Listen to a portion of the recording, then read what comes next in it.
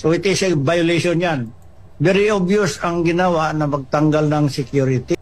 Nandito ang MNLF. Ipatawag lang kami ni Vice President and we are ready. The MNLF is always ready. Ayan na mga kababayan, the MNLF is always ready. Ipatawag lang kami ni BP Inday Sara. Nag-aantay na po ang mga MNLF natin mga kapatid, mga kababayan, nang patawag lang po ni Vice President Inday Sara Duterte. Matatandaan nyo po si Inday Sara Duterte mga kababayan ay tinanggalan po ng chief security yung kanya pong naninigurado ng kanya pong kaligtasan. At alam naman po natin mga kababayan, si BP Inday Sara talaga ay ang designated survivor. Kung sakasakali po matsoge ang mga kababayan, di ba? Mauna na po yung ito pong kinakausap nyo na nga po yung patay eh. Dapat hindi nila ginawa kay Vice. So ngayon ito ang ating pag-uusapan dito. Ang MNLF nakahanda pong suportahan si Vice President Inday Sara Duterte. At ang people power mga kababayan nasa pintuan na daw po ng Malacanang. Panoorin natin. Ako natutuwa at nais kong ibalita sa mga hindi pa nakakadinig. Ang people power na handyan na sa pintuan ng Malacanang, darating na yan. Ngayon, ingatan natin. Samantalahin natin na kung magkakaroon tayo ng people power, magkakaroon ng tunay na pagbabago. Ay ayusin. Ayan na mga kababayan, magkakaroon po tayo ng tunay na pagbabago at people power. Ayan na nga daw po sa pintuan ng Malacanang ang sinasabing people power at mukhang nangangatog na po itong Marcos. Phobia is real. Parating na po ang phobia ng mga Marcos dahil ito po nangyari sa kanila mga kababayan October 12, no? EDSA Revolution, People Power 3 sa Malacanang na po mga kababayan. At nakikita nyo po ang atin pong mga kasundaluhan ay suportado po, no? Ang itong tinatawag na ang kanyang saligang batas. Sino ba mga kababayan ang dapat suportahan ng mga kasundaluhan? Di ba dapat yung atin pong konstitusyon at ang nakasabi sa konstitusyon dapat protektahan ang taong bayan. Laban po dito sa ito nga pong mga leader na mga hindi po tama ang pamumuno sa ating bansa. Dahil nakikita nyo naman po, no? Buong mundo, buong mundo, kilala na po tayo na tayo po ngayon ay matindi na po ang corruption na nangyayari sa ating bansa. At mukhang nilalaglag na po itong si BBM mga kababayan. Tingnan nyo po yung post dito ni Secretary Vince Dizon. Kung walang mananagot from top to bottom, naglulukuhan lang tayo. Mga kababayan, ito pong ang inano pong nila ngayon na bagong sekretary ng DPWH ay mayroon pong ganitong pronouncement. Tanong ko po sa inyo mga kababayan, sino po ba ang sinasabihan ditong from top to bottom? Sino ba yung nasa top, mga kababayan? Si Inday Sara ba? Si Martin Romualdez? Si Saldico?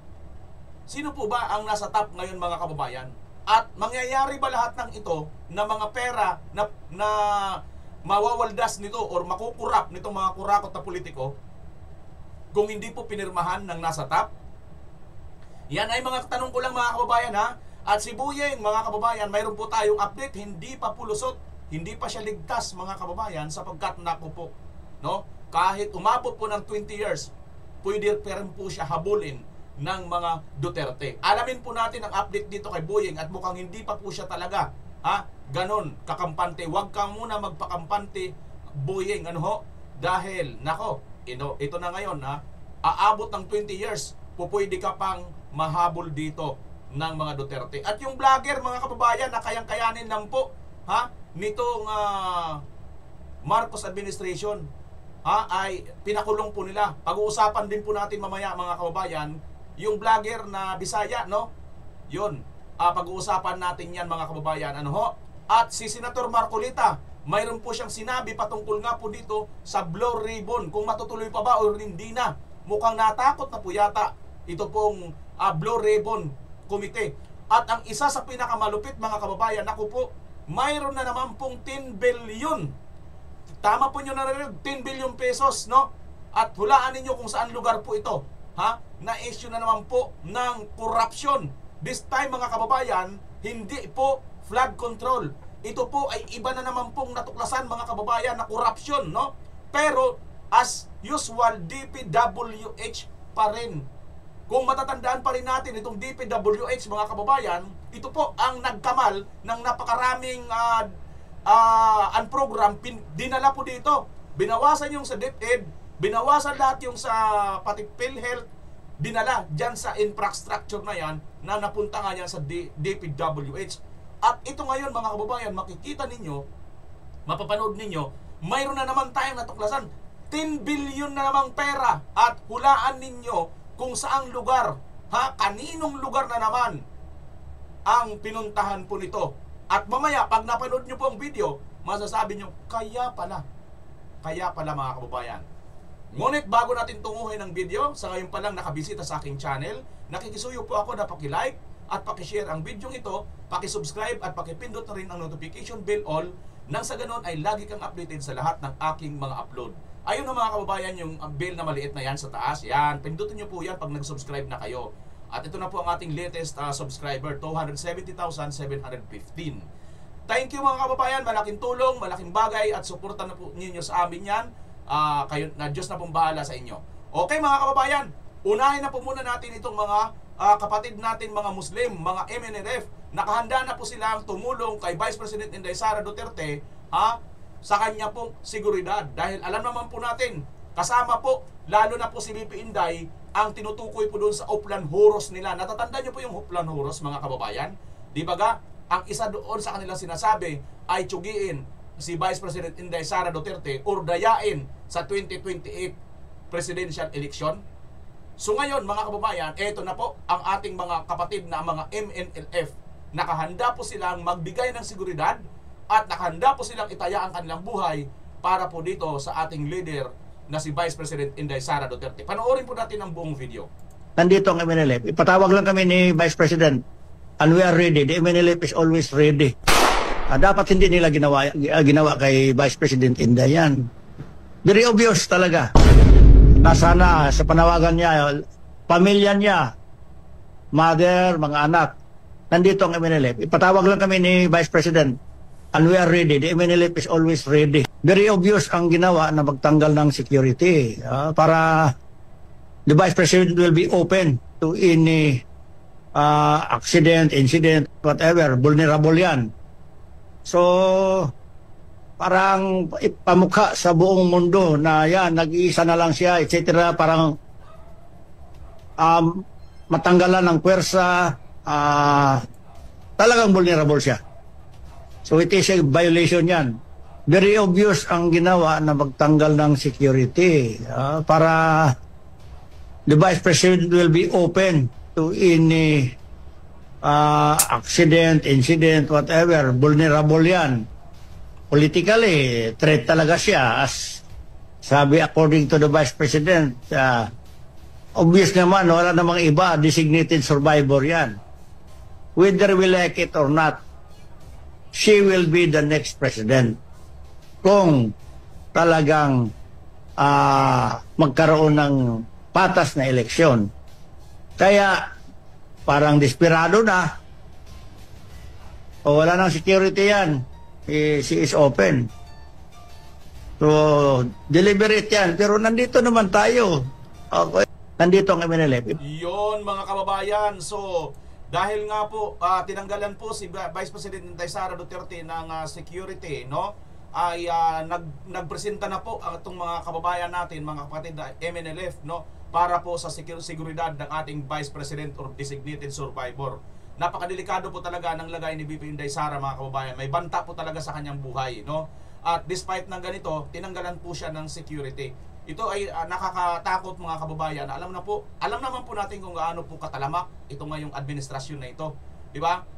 Kamukha nito, si Saldico, siya na po ngayon ang pinupuntirya ng matindi pong corruption na nagaganap sa ating bansa ngayon. Pero mapapansin din natin na yung ginawa kay Teves ay hindi po ginagawa ngayon dito kay Saldico. Ang tanong, bakit mga kababayan? Bakit kaya?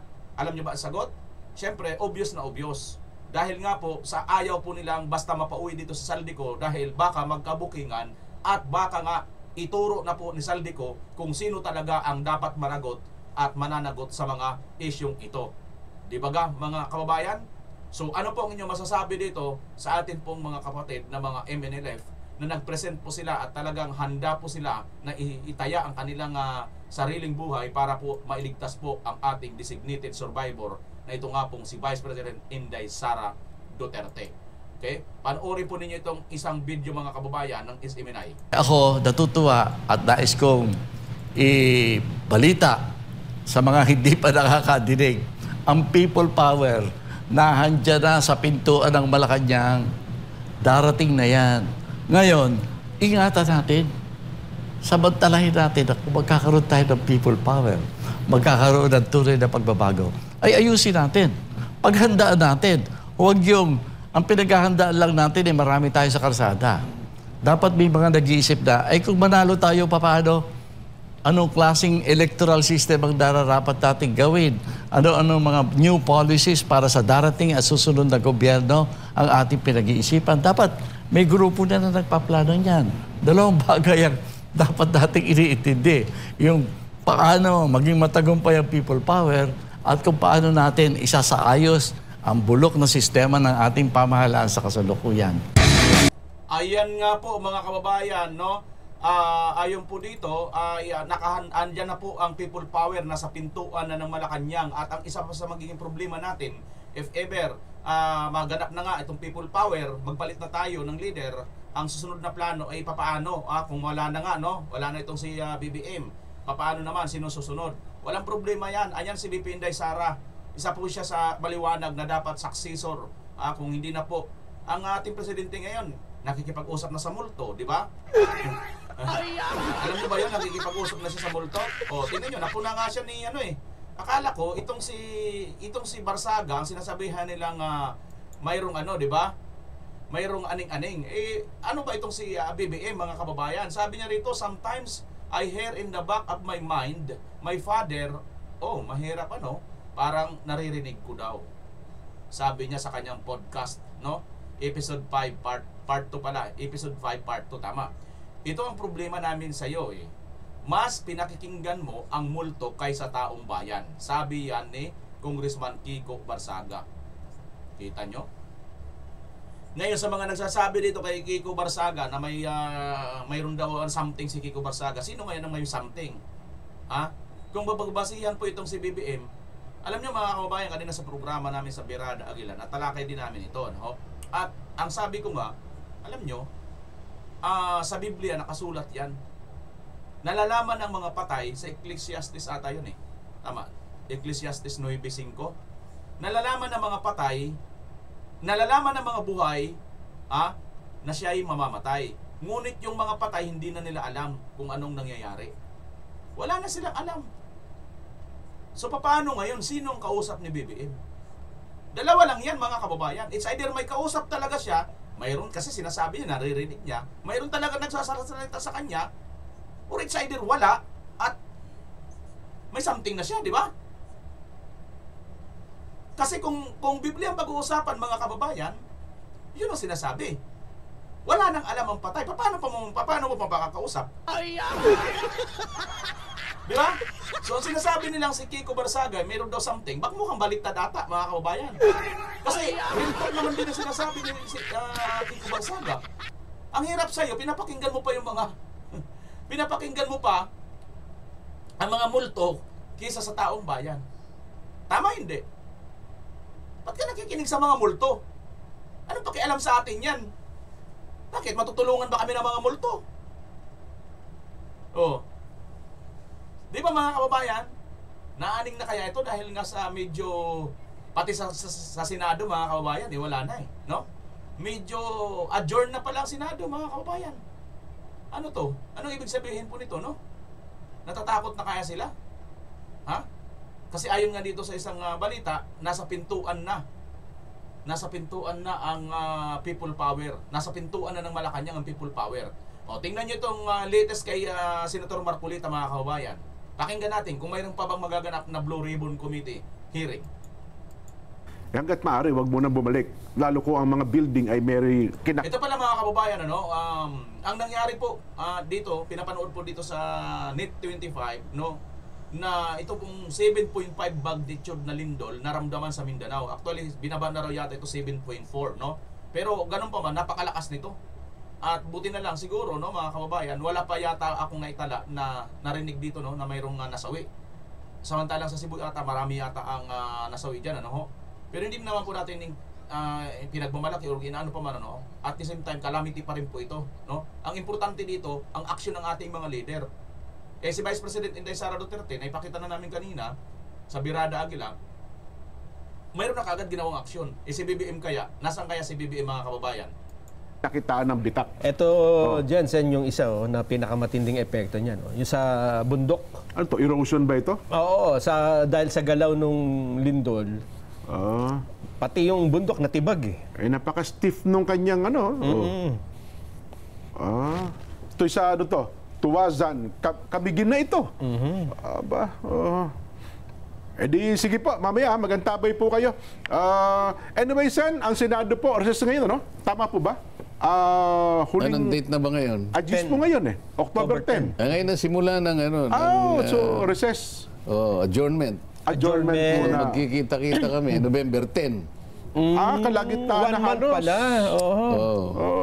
Pero pwedeng magpatawag ng mga sessions on yung mga komite o wala po talaga? Totally wala? Palagay ko wala. Ganun pala. Baka yung Blue Ribbon Committee, baka magpatawag. Ganun ba? Tinatakot mo eh, di ba? Problema, walang gusto maging chairman, Sen eh, ha? Acting lang ata. ang latest acting, Senador Erwin Tulfo. At yung mga inalok, nagtanggihan, maliban kay Senador Pia Cayetano na ang sabi ay pag-iisipan niya habang naka-break. Ano bang balita, Sen? Wala akong balita kung pinag-uusapan Blue Ribbon. Pero ang kabuuan ng Senado po, ang akala ko kahit yung komite... Kanina, meron pa kaming mga nahuling mga hearing. Okay. Nakita ko, dumalo nga ako doon sa agriculture. Pagkatapos, tinapos yung briefing lang naman ito eh. Opo, budget briefing yan. Yung transportation. Ayan mga kababayan, dito muna natin pansamantala yan ha. Kasi nga, wala daw po eh. Mukhang palagay ni Senator Camarcolita, wala naman. Mukhang natakot na, no, mga kababayan. At ngayon pa nga, mayroon ng isa pa magsasalita ayon kay Senator Bato na lumapit sa para ano na sa kanya, nagpasabi na. So bakit kay Senator Bato? Bakit kay Senator Marcolita? No? Siguro, sa kanila po nagtitiwala. Ito pong mga dati pong aid ni Saldico. Di ba? Na ito nga ay mga nagsasabi na nagbibitbit or nagdadala sila ng mga mali-malitang bilyon-bilyong pera na nanggaling dyan sa mga flood corruption. Nako mga kababayan, bakit nga ba? Bakit mukhang nawala na yata ng gana? Bakit natakot na yata itong si Tito Soto? No? Si School Bocol University at saka si Ping Baliling, di ba? Mukhang bakit ano ang rason? Bakit hindi na kayo yata ngayon nagkakanda? Ha? Takot ba kayo na biglang maya-maya kunti may lalabas na bagong witness? O magsulputan na lahat? Ha? Hinahagilap nyo muna kung nasaan na yung mga yun? Hinahagilap nyo si Gutesa? Isa, tago-tago ka muna ha. Saka ka nalabas. Pag nandyan na yung isang kasama mo na nagsabi na magpapano rin. Tapos yung iba pa nyo pa kasama, magsama-sama na kayo. Oo, kung talagang mahal nyo ang bayan. Oo. Di ba sinasabi ni Gutesa na konsensya siya? Dahil biruin mo, yung pera pala na bit-bit-bit nila, yung palang isa sa dahilan kung bakit nag-cause po ng maraming pagbaha. Siyempre may mga nasawi po nating mga kababayan. Doon sila naglilingkod eh. Itong ating mga Marines, mga kababayan, sa pagkakaalam ko, sila po yung mga tumutulong pagdating po ng mga sakunang ganyan. Sila po yung ibang mga nagsisilbing mga rescuer. Tama ba ako? Comment nyo nga mga kababayan kung isa ito sa mga ginagampanang tungkulin ng ating mga Marines, yung magligtas ng buhay ng ating mga kababayan. Di ba? I-comment nyo dyan mga kababayan kung alam nyo po ang mga function ng ating mga Marines. Di ba? So ngayon, bilang Marines at bilang isa yan sa kanilang sinumpaan na tungkulin na protektahan nila, pangangalagaan nila ang kaligtasan ng ating mamamayan, mga taong bayan, mga Pilipino, mukhang saliwa yata ito dito sa kanyang sinumpaan sapagkat itong kanyang dinibitbit na pera ay hindi pala ito perang malinis, kundi ito po ay para sana nakalaan doon para magbigay po ng safety sa flood control project ng ating gobyerno. So nakakalungkot mga kababayan. So speaking of flood control, ito hindi ito flood control. Pero as usual, ano ho, ito po ay tungkol pa rin sa DPWH projects. 10 billion mga kababayan bago po itong natuklasan. Ngayon, ano-anong mga lugar ito? Saang lugar ito? Magugulat na naman po kayo mga kababayan. At masasabi nyo po siguro, how a coincidence? Panoorin nyo po ito mga kababayan. Kung coincidence nga lang ba ito? Okay. Ito, nagulat ako rito. Ito iba pa to sa flood control, ha? Iba sa flood control. Iba pa sa flood control. At ito ay tumutukoy dun sa mga tao na itinuturo din dyan sa flood control na mga pasimuno, mga promotor. Ibig sabihin, sila din ang... Sila. Ano naman ang pinasok nila? Saan yan? Itong Farm to Market Road. FMR. Oo. Pero sa FMR kasi, may ilang departamentong kasangkot dyan, hindi lang DPWH, Nelson. Department of Agriculture. Yan, Diba? DA. Oo. Department of Agrarian Reform. Oo. Pero ang tagagawa, DPWH. Yes, sila ang implementing agency At dyan, syempre, yung pondo niyan, pupunta dun sa gagawa. Ganun. Mga kababayan, bago natin ituloy-tuloy itong video nito, Farm to Market Road, di ba? Napansin ko lang yan, sa mga barangay na mga bukid-bukid, di ba napakaraming mga barangay sa atin dito, lalo na mga diblib, walang masyadong maayos na kalsada. Yung karamihan ngayon, iba eh. Daanan lang ng kalabaw talaga, di ba? Yun yung mga farm to market roads. Maputik, ang hirap ng daan kung hindi malubak, mabato, maputik talaga dahil walang walang buhangin, walang simento, di ba? Naku po, kaya naman pala siguro ganun dahil ito 10 billion ang nakalaan para dito, ngunit saan napunta itong mga perang ito, mga kababayan? Ito tuloy natin. At sino-sino ba? Sino-sino ba ang mga nasasangkot dito? Saang mga lugar? Non? DPWH, di ba? Hindi naman pwede ibigay sa DA dahil sila ba bibili ng semento? Pero diba? may kakutsaba sa DAR yan. Sa DA yan. Diba? Tingnan natin, ha? Oh. Alam mo ba kung ano ang nadiskubre sa Farm to Market Road? Ba? Overpriced daw po ng 10.3 billion pesos. Ang 10.3 billion, overpriced pa lang yan. So, hindi pa yan ng base price. Hindi. Lagpas ng 10.3. Mga wala. Ito ang pwede mong ilagay sa maleta dyan. Yung 10 billion, ipangmaleta na yan? Mamaleta. Grabe mga kababayan, no? Overpriced ng 10 billion, 10.3 billion. Yan pa lang yung Farm to Market Road. Ayan no, FMRs 2024. Pastilan naman oo. Tapos na naman sasabihin na naman, Duterte yan! Dating administrasyon niya. Hindi ka naman talaga samdan ako makagago, no? 2024 yan, no? Sino ba ang presidente dyan?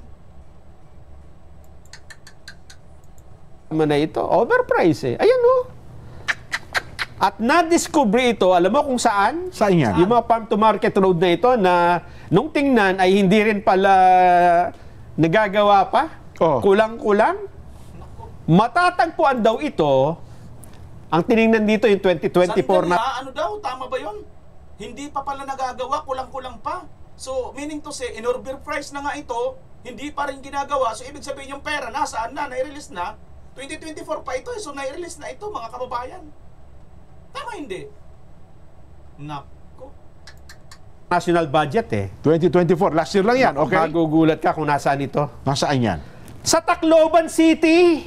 Yun, mga kababayan, Tacloban na naman. Ang ginawa nga Iroy Goodman. Ang ginawa Goodman nga Goodman mo ko ang kigol dida. Ako daw kung bagay Tacloban na gud ngay ang liwat. Pastilan Goodman de. Teka. Tacloban City? Tacloban City. Totoo, baka naman dinadamay nyo na naman si dating Speaker Martin Romualdez dyan, ha? Hindi naman binanggit yung pangalan niya rito.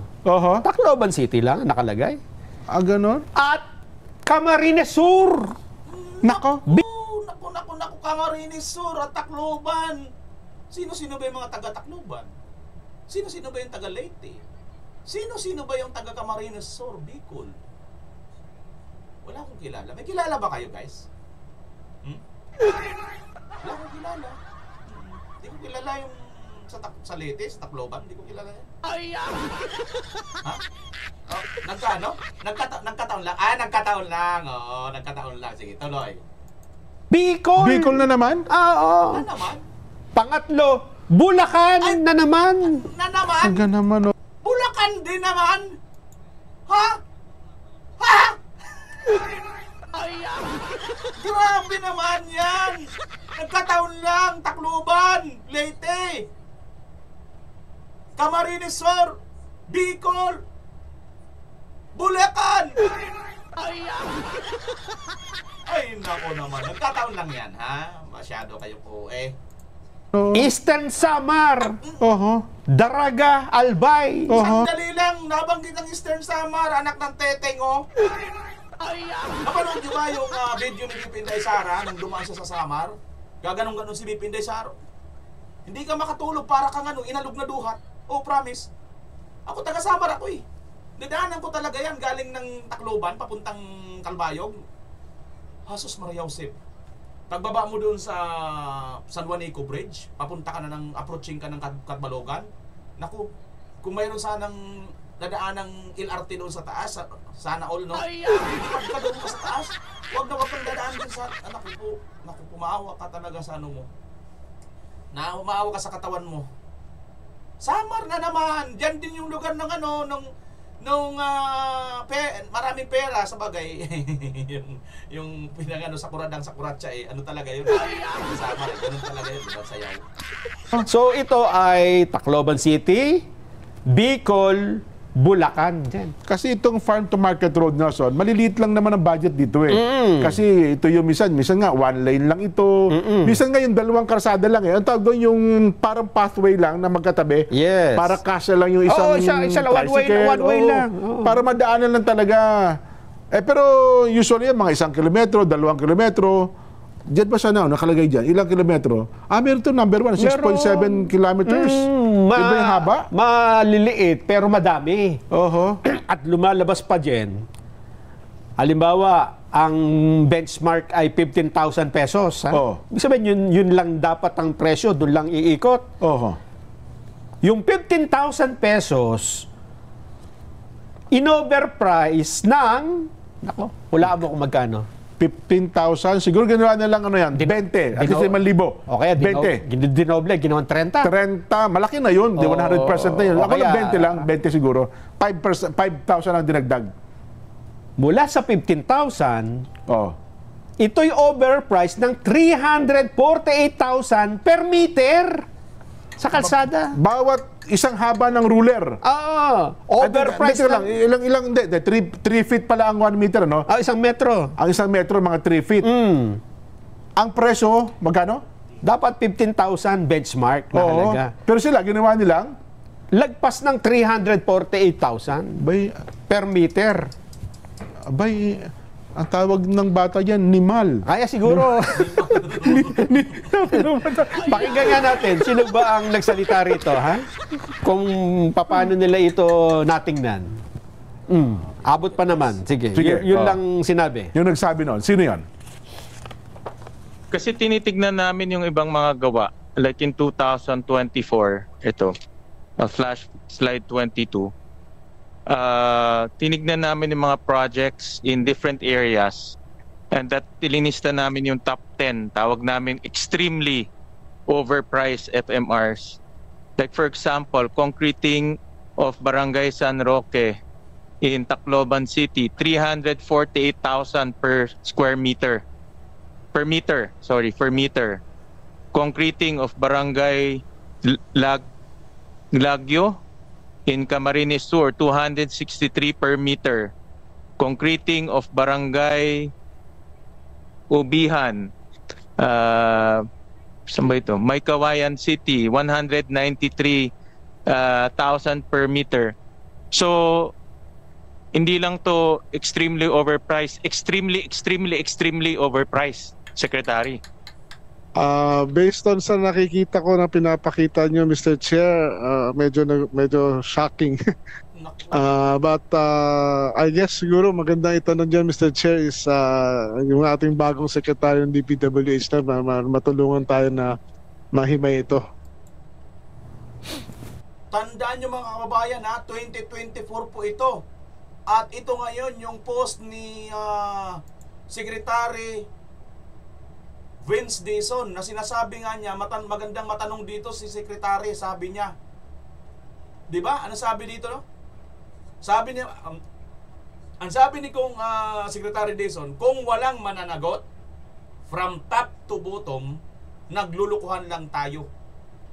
October 10, 2025. Ngayon lang po ito mga kababayan, nakapost po ito sa News 5, no? So, anong ibig sabihin nito mga kababayan? Kayo na ang ano dyan, mag-connect. Yan. So, pero i-break muna natin. Nakakalungkat, ano? Ako'y nasisipayo sa bagay na yan eh. Magpalakas muna tayo ng loob, baka tayo ma-ospital. Nakakalungkat. Ito. DPWH na matulungan tayo na mahimay ito.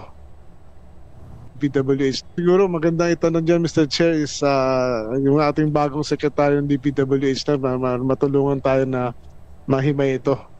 Ayan. So, mas maganda daw matanong natin ang ating DPWH Secretary itong bago ngayon sa Vince Dizon para mahimay po ito na mayroon pong overprice ng 300,000 mahigit per square meter yung mga proyekto dyan sa Tacloban, Leyte, sa Camarines, Bicol, sa Bulacan, Eastern Samar.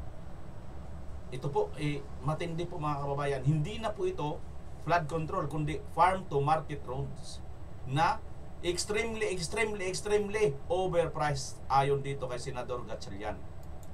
At ang sabi nga, eto na.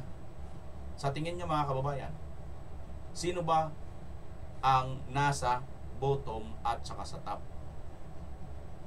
Ang hula ninyo ay siguro same din ng hula ko. Bahala na kayo, comment nyo dyan mga kababayan ang ating mga hula. Kung pro-parehas ba tayo ng hula dito, ano ho, sa pangyayaring ito mga kababayan. Diba? Kita nyo na? So, hay nako mga kababayan talaga. Mapapahay nako ko na lang talaga nito sa pangyayaring ito. Diba? Oh. Dahil dyan, wala na silang masagot, hindi na nila makayanan, ano? Mayroon lang nag-post na isang Bisaya, nireaksyonan kaagad ng Tagalog, pasintabi sa Tagalog pero sa totoo lang, hindi sa Tagalog ko ito sinasabi. Sa Tagalog na nag-react dito. Ipapaliwanag ng isang abogado na independent. Hindi po ito himod puwet kahit kanino, no? Batas is batas. Hindi po ito katulad ni Remulla na binding dalo, no? Tinutupi ang batas, hindi po. Ito po ay maayos pong abogado. Panoorin natin ang paliwanag niya dito tungkol po dito sa inaresto, no? Sa bugo na post niya. Unang-una po, clarify muna natin yung facts ng discussion natin. So this one po is tungkol kay Mike Romero. He is a vlogger who has 100,000 followers. Okay? And then ito po yung photo niya na nagka-issue, which is ito po yung pumunta si PBBM dun sa Cebu, specifically sa Bogo City. And then yung arrow po is under the word Bogo. Pero ang problem lang po dito sa photo na to, kasi as per Mike Romero, ito daw yung photo naman niya, wala naman daw yung head. However, meron dito sa mga comment section yan na mga nagsasabi, ito daw yung una niyang post.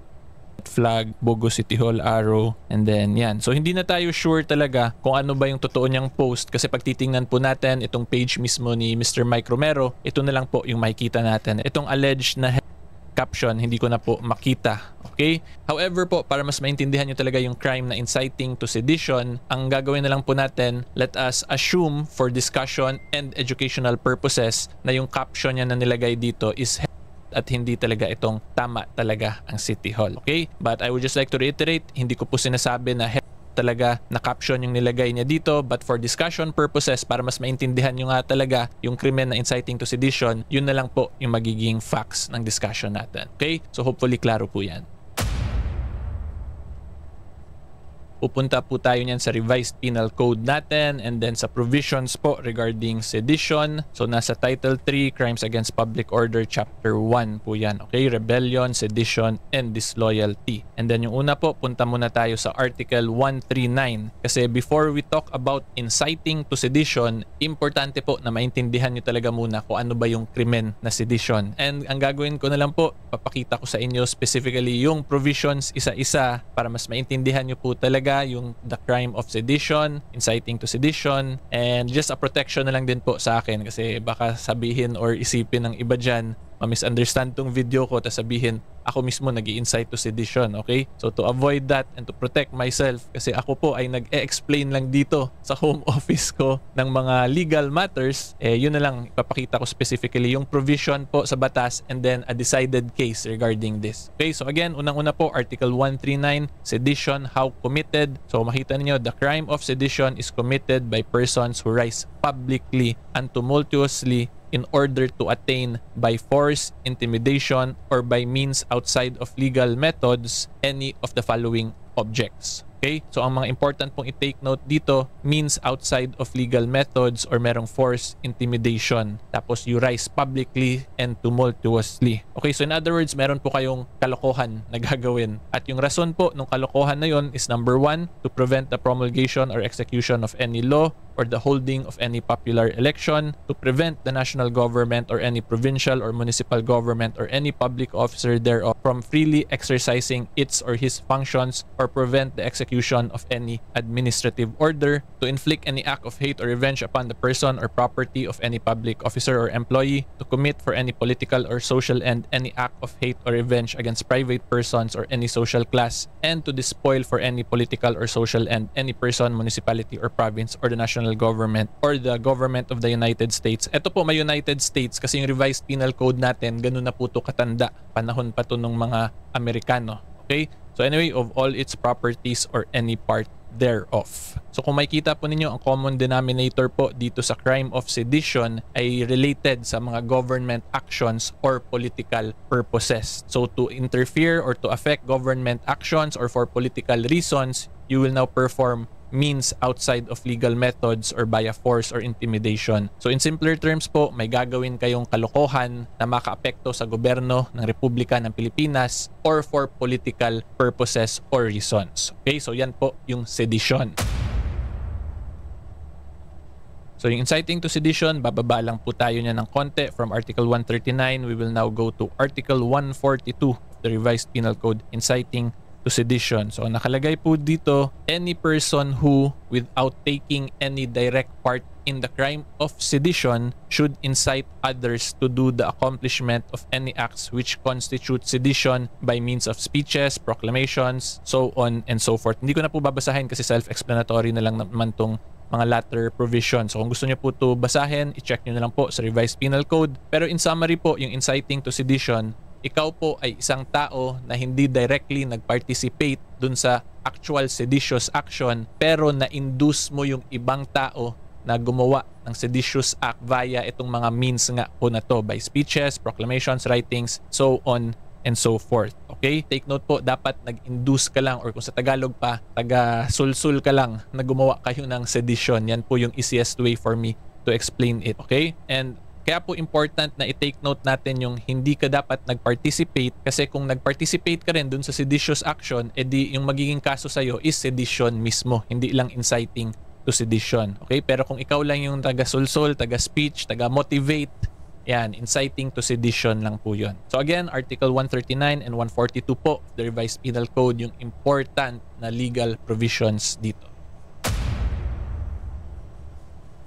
Okay, so unang-una po, ang iti-take note nyo dito, yung date, December 17, 1951. Sobrang tagal na po, no? Kasi bihira naman po yung mga krimen na ganito eh. Okay, so anyway po, this is the case of Oscar Espuelas E. Mendoza versus the people of the Philippines, GR number L-2990, December 17, 1951. So hindi ko na po i-explain yung facts ng case na to kasi hahaba pa tayo, but I will just explain po the legal principle na na-establish dito in relation to inciting to sedition. Okay? So ito po ang paragraph na gusto kong mapakita sa inyo. So ang sabi po ng Supreme Court sa paragraph na to, the essence of seditious libel po, this is basically inciting to sedition. Iba lang yung tawag kasi lumang panahon pa po to, diba, 1951. So anyway, going back po, the essence of seditious libel may be said to its immediate tendency to stir up general discontent to the pitch of illegal courses. That is to say, to induce people to resort to illegal methods other than those provided by the Constitution in order to repress the evils which press upon their minds. Okay? So una-una po iti-take note natin dito is ito po, yung essence of seditious libel, which is itong immediate tendency to stir up general discontent. Okay? So again, the essence po of inciting to sedition is dapat po yung gawin mong incitement ay merong immediate tendency to stir up a seditious action sa mga nakikinig sa'yo. Diba? So take note po, immediate tendency. So dapat po agad-agad magkaroon ng tendency na magkaroon ng seditious actions yung mga nakikinig po dun sa speeches mo or sa nangyari po sa discussion natin, yung post niya sa social media. Okay? So hopefully klaro po yan. Ngayon naman po, i-apply na natin yan sa facts ng discussion natin. Okay, so again, klaruhin ko lang po, yung facts natin is hindi na talaga ito kasi iba yung caption from the alleged caption daw na ginawa talaga niya. So yung alleged caption is ito, headshot, yung word na ginamit. So ngayon, ang question, kung ito pang ginamit niya na word headshot tapos may arrow, Bogo City Hall, can that constitute as inciting to sedition? Okay, so if we will apply now everything that we have discussed so far, kung ako po tatanungin, we can argue na hindi yun siya inciting to sedition. Okay? Kasi unang-una po, 'di ba, ang sabi sa case na sinite ko po sa inyo, ang essence of seditious libel is its immediate tendency to stir up general discontent.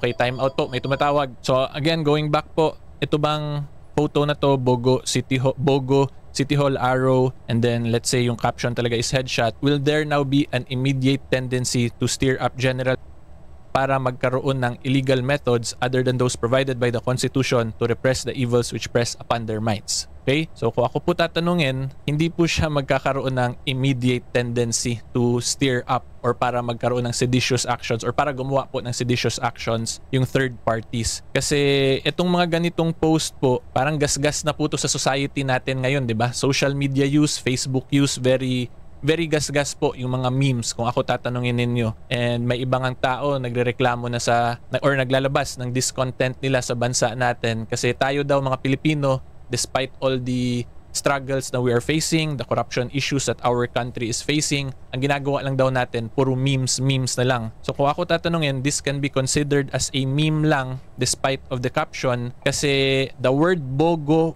po, this has another meaning. Ayun mga kababayan, no, yun doon sinasabi, ayun yung nakikita niyo sa baba, yung kulay blue na yan. Urong na ako ng konti ha. Yung kulay blue na yan, tinuro doon, ayun yung caption niya, yun daw yung caption niya na mayroong head. Yun yung mga kababayan, yun nga yung dahilan kung bakit parang inano nga ito, kinasuhan siya dito at inaresto, di ba? Yan yung mga kulay blue kung nakikita ninyo. Hindi ko na pwedeng palakihan kasi baka makapiright tayo, ha? So, yan daw po yun mga kababayan. Tuloy natin ang paliwanag dito ni Atty. Niel, mga kababayan, ha? Nasaan na ba yun? In Cebuano or in Bisaya, okay? Ang Bogo po sa Cebuano or sa Bisaya, that is the word bobo in Tagalog. When you say bobo, that is dumb in English. Okay? So kung ikaw po isang Bisaya, isang Cebuano, makita mo yun, ang dating lang nun ngayon, parang gusto mo sabihin na headshot dito because Bogo, na headshot because of the Bogo ba, pagiging bobo basically. Hindi ko po sinasabing bobo si PBBM ha. I'm just explaining po the facts of the discussion. And the reason kung bakit ganun po yung interpretation ko or conclusion ko if I look at this picture is because ako po, I am a Bisaya po ako, yung roots ng family namin. My mother po is from Bogo City actually. Doon galing yung roots po nila na lumipat lang sa Cebu City. And then my father po is from Northern Samar. And ako po personally sa Cebu City rin po ako pinanganak, although lumaki na po ako ng Manila. However po, I can still speak fluently my native dialect which is Cebuano and Waray. Okay? So kung parehas pala kami nito mga kababayan. Ako rin nakakapagsalita rin ako ng Waray at saka Cebuano. Halos same din, no? Maayong hapon kanimo sir, Atty. Niel Abayon. Dagang salamat sa kining imong video Yan mga kababayan. Sa Waray naman, kung Waray din siya, magagaling na pala sa Waray to, Northern Samar, gano'n din sa atin. Damo nga salamat, didisin nga imo video sir ha, attorney. Kay bisan Waray sa imong bagsarit, kay akon man na inigin direksyonan kay para makabulik kita sa mga aton kasi tao, di ba? Shoutout sa mga Waray-Waray at saka mga Cebuano ha. Magbinisaya ta, kitang mga Bisaya, kabauta na kani, nagjoke-joke lang ni si Mike Romero na bogo ang yahang gipabutangan og arrow sa ulo, di ba? Maulagi kay bugo malagi ning mga taga kaning uban ng mga Tagaog, di ba? Tagalog. Bugo malagi ning uban ra dili ang tanan ba. So, ang in Tagalog, yung point ko po doon, kung kami pong mga Bisaya makikita to, a reasonable Bisaya po na person, a political observant, yan, bobo lang tong may arrow. Okay? Di po ako nagsasabi na bobo si PBBM.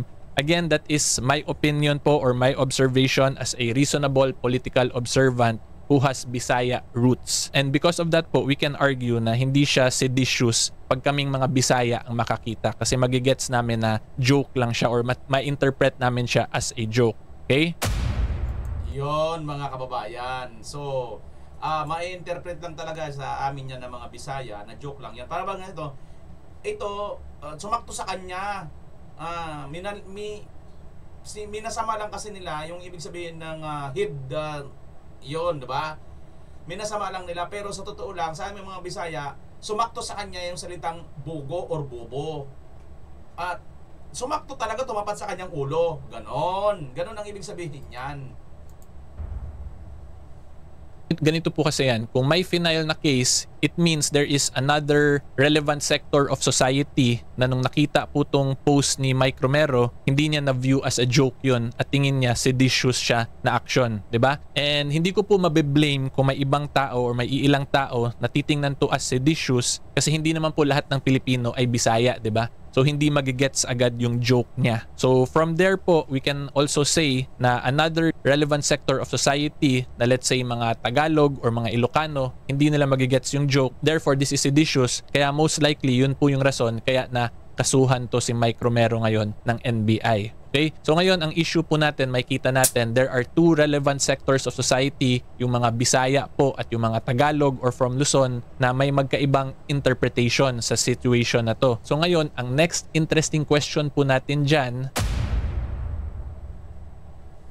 so ganito po yan. In criminal cases po, every time there is an ambiguity, misunderstanding, or misinterpretation, lagi po yang i-interpret in favor of the accused. Yan po ang rule sa criminal cases, okay? And the reason being po is because we have the constitutional right to be presumed innocent, okay? Therefore ngayon, kung let's say magsasubmit po ng testimonial evidence yung mga Tagalog, sasabihin nila, in my opinion, this is seditious kasi headshot, hindi nila na-gets yung bogo na word. Pero ngayon, magsasubmit naman po ng testimony, yung defense, yung mga galing naman po sa Bisaya. Sasabihin nila, Your Honor, kung ako po tatanungin as a reasonable observant na Bisaya, gets ko po yung joke niya na satire lang po yan, yung pinost ni Mike Romero. So doon po ngayon, makikita ninyo, pantay yung ebidensya, pantay yung testimony. So sisipa na ngayon yung pag-interpret ng mga ambiguity in favor of the accused because number one, due to the constitutional right po natin to be presumed innocent. Okay? And number two, we also have what we call the equipoise rule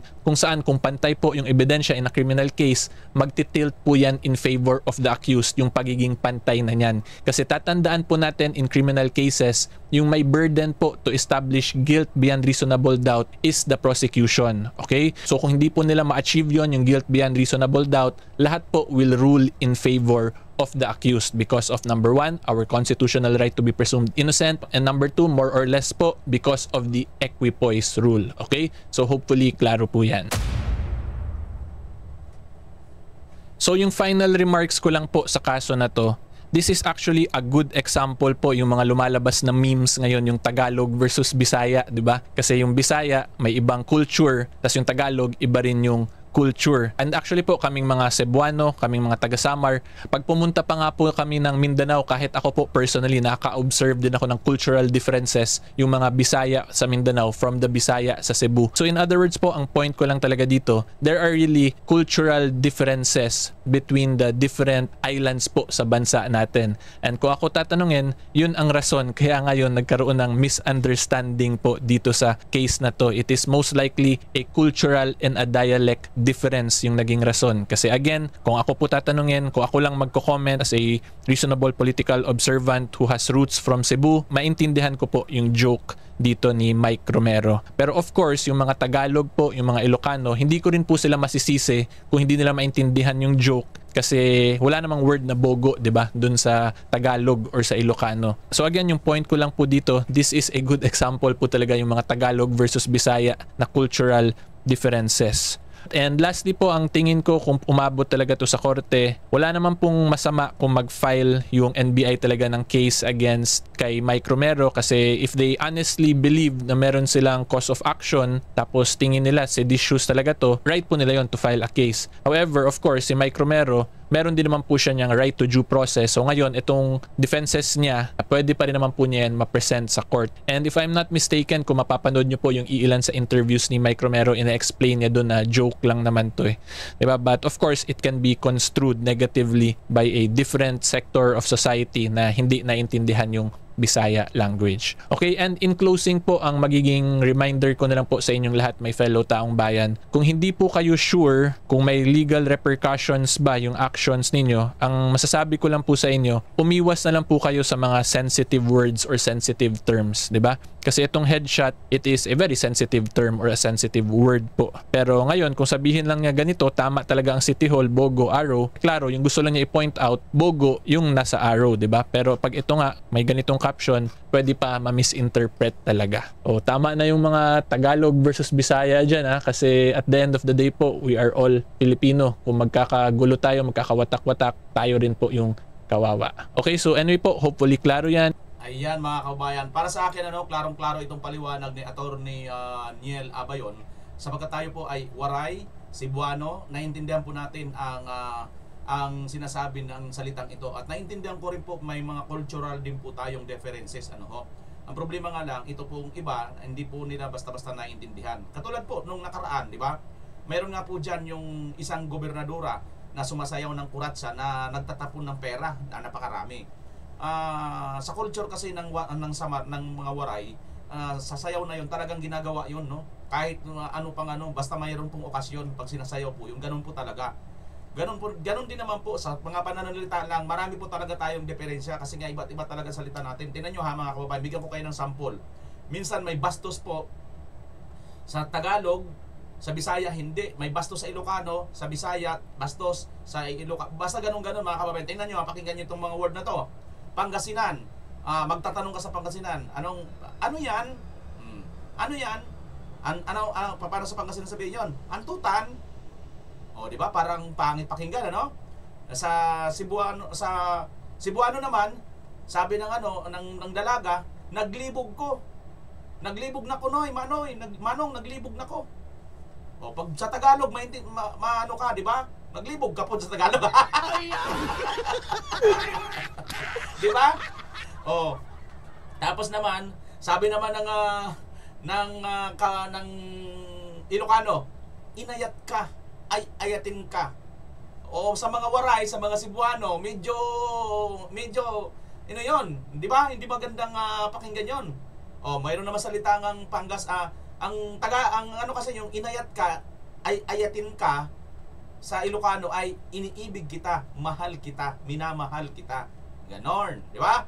Tapos sa Pangasinan naman, Pangasinan ito parehas po itong Ilocanja region, sabi ng Pangasinan.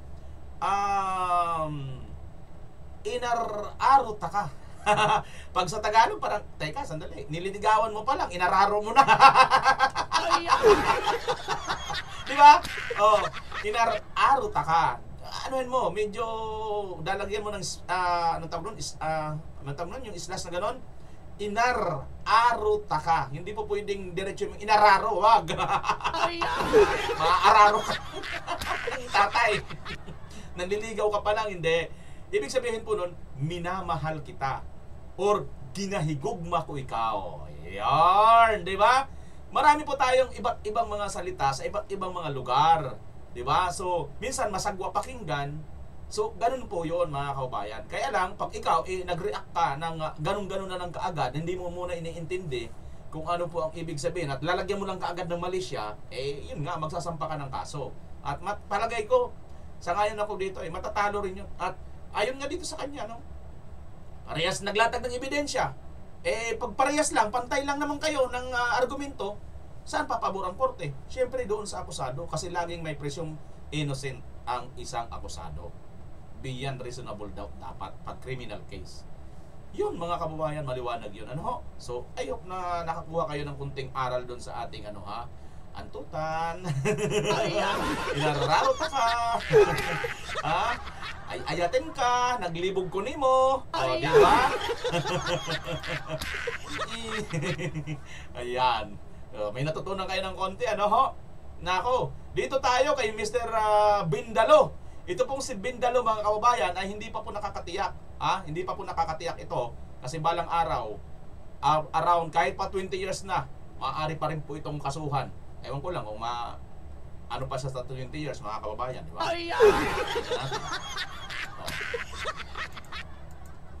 Harassment against the political opponents. Is there any concern that the Office of the Ombudsman under Boying Remulla might not be fair, might not be neutral, or might be even be biased? Meron ho bang ganon? Meron ho bang concern? Ako, personally, pwede ako makasabi, may concern. Kasi nangyari yan sa akin sa kaso doon ni Pastor Apollo Sitibuloy.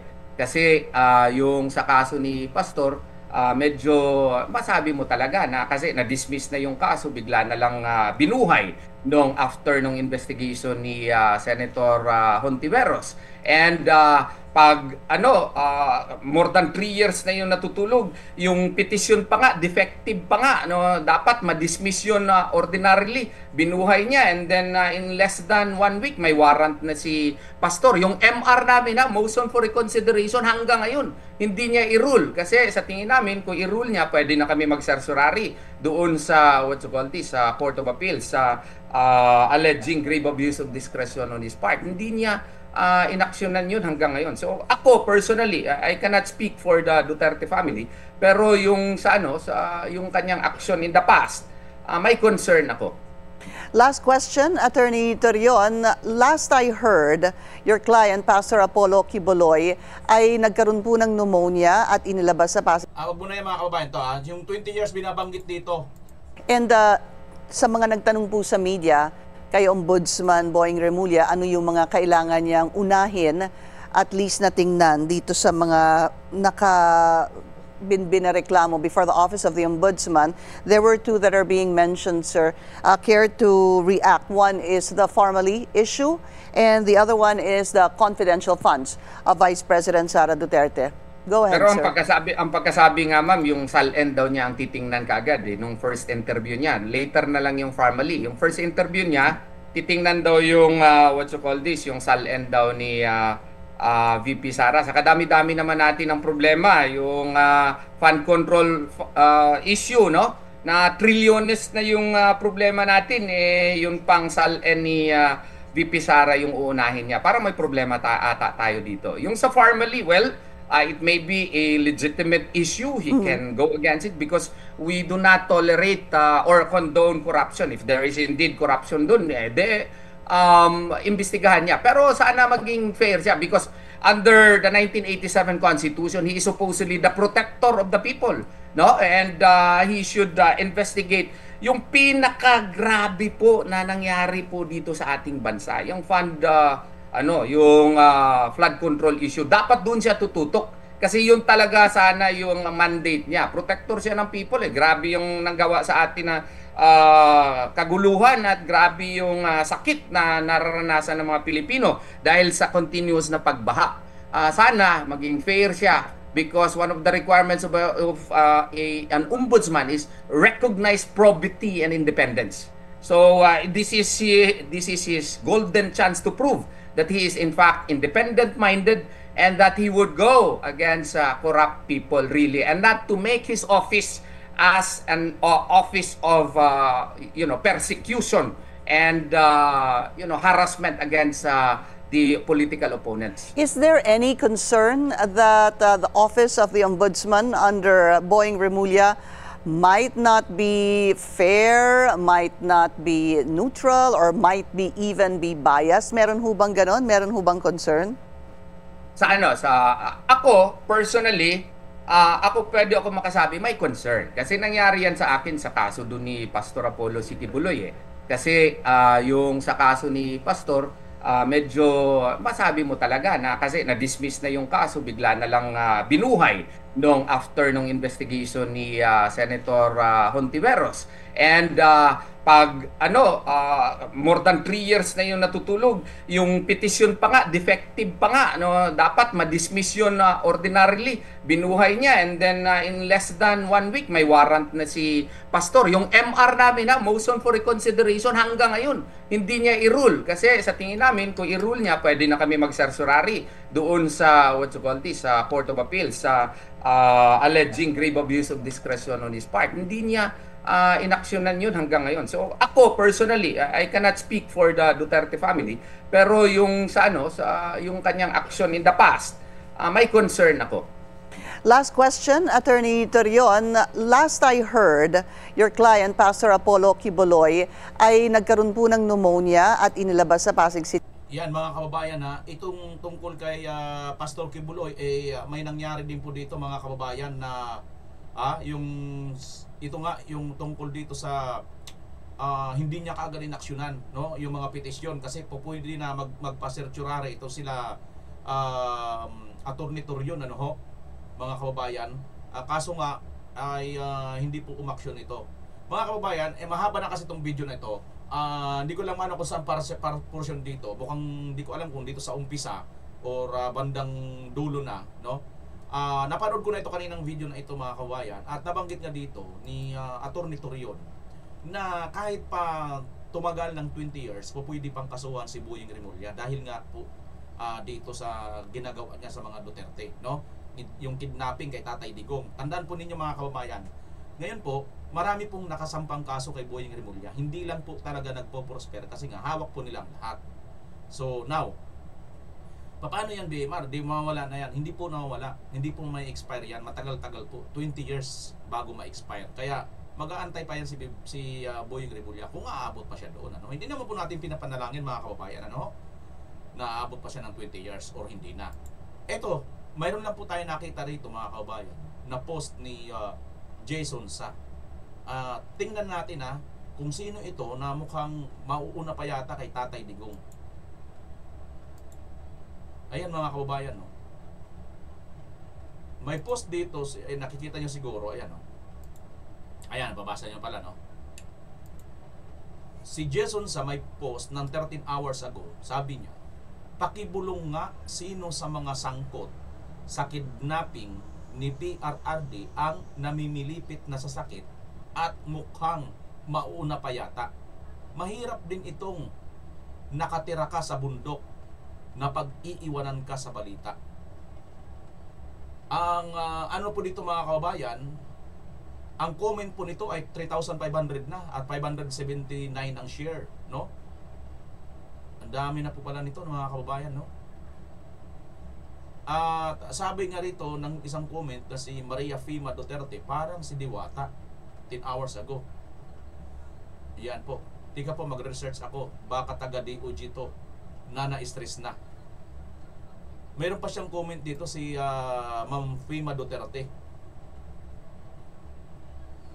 Sabi nga rito ni Pete Yasmin, Maria Fima, dark skin man to siya ma'am. Kaputian na. Mga kababayan, hindi ko po alam kung sino po itong pinapatungkulan. Unti-unti nang natutupad ang birthday wish ni Miss Cara David. Ano bang birthday wish ni Miss Cara David?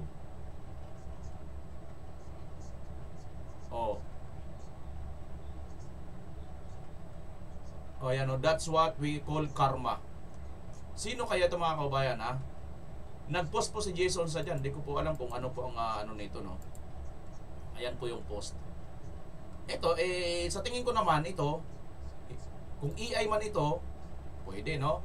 Pero hindi ko alam kung EI ito, hindi. Baka ito ay parang Amerikano, no?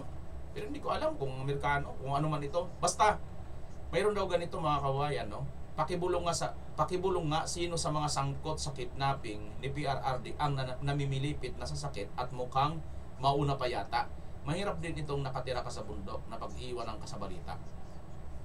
Alam niyo po si Sir Jason Sa, nakausap ko na po yan, no? Nakakakwentuhan na po natin yan, no? Marami pong kwento yan, no? Marami yung kwento tungkol sa mga trabaho niya, di ba? Tungkol dyan sa mga naging kasamahan niya dati. Naku mga kababayan, pag nakasama niyo ito si Jason Sa, matutuwa kayo talaga. Masasabi niyo, ha? Oo, promise. Totoo. Ay naku, magiging ganun talaga reaksyon niyo mga kababayan. Ay naku, pag ano niyo ito. As in mapapanganga talaga pagka nakakwentuhan mo ito si Jason Sa at magkwento ito tungkol sa mga kilala niya, mapa-showbiz man, mapa-reporter man, mapa-politiko man, nasa gobyerno man. Napakaraming alam. Palibasa kasi, tagal na sa industriya eh. Nauna pa yata ito sa mga nandito ngayon di ba? Mga sikat na ngayon ng mga reporter, anchor eh. Nako mga kawayan. So ngayon, ito may post naman siya. Sino kaya ito? Isa daw po sa mga sangkot doon sa kidnapping kay Tatay Digong. Sino-sino ba yun mga kababayan? Hulaan nyo na lang mga kababayan kung sino.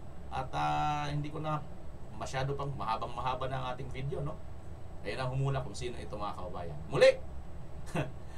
Bago nyo hulaan yan, pakisulat nyo rin ang inyong lugar kung taga saan kayo, kung nakarating kayo dito sa dulong part ng video ito. Maraming salamat, Pilipinas as always. Bye-bye!